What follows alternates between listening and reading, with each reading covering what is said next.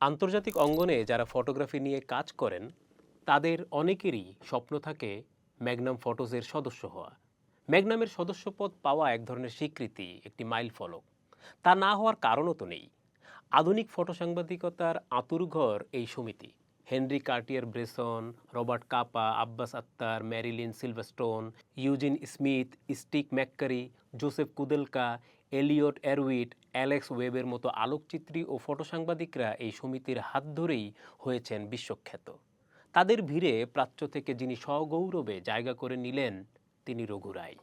Magnum ফটোগ্রাফারদের ভিড়েও রঘু রায় ভিন্ন, অতুলনীয়।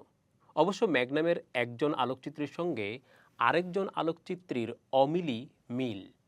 কারো ছবির সঙ্গে কারো ছবির মিল নেই, সবার ছবি স্ব স্ব মহিমায় ভীষণ উজ্জ্বল।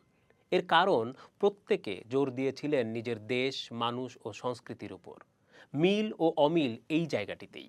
তবে রঘু রায় যেভাবে ভারতীয়দের আবেগ, অনুভূতি, সমাজ, সংস্কৃতি ও রাজনীতিকে ছবির ভাষায় বুঝতে চেয়েছিলেন তা বিস্ময়কর।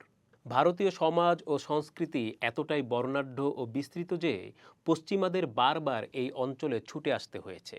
রঘু রায় গোড়াতেই বুঝতে পেরেছিলেন তার বাড়ির কাছেই আরশিনগর। সেই নগরে তিনি দিনের পর দিন ঘুরে বেরিয়েছেন, ভারতকে অনুধাবন করেছেন, সবশেষে তার প্রাণটাকে ফিল্মে ধারণ করেছেন।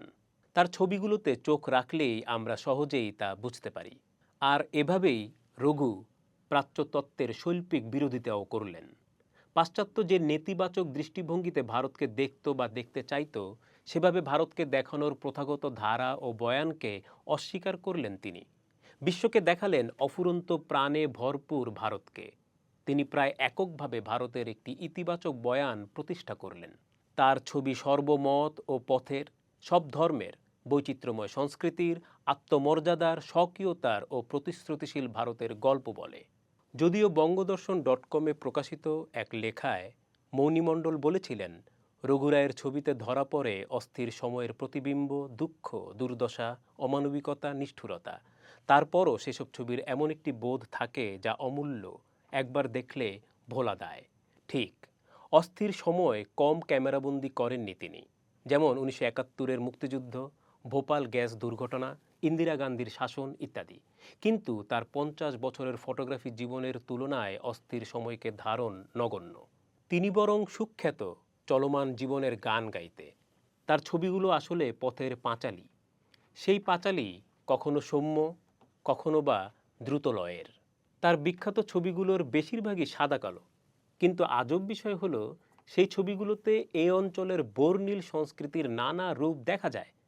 এখানেই রঘু রায়ের ম্যাজিক। ক্যামেরা তো আর ফটোকপির মেশিন না যে যা দেখলাম কপি করে চললাম। ক্যামেরা তো জাদুর বাক্স, যে বাক্স থেকে বেরিয়ে আসবে অপ্রত্যাশিত সব দৃশ্য।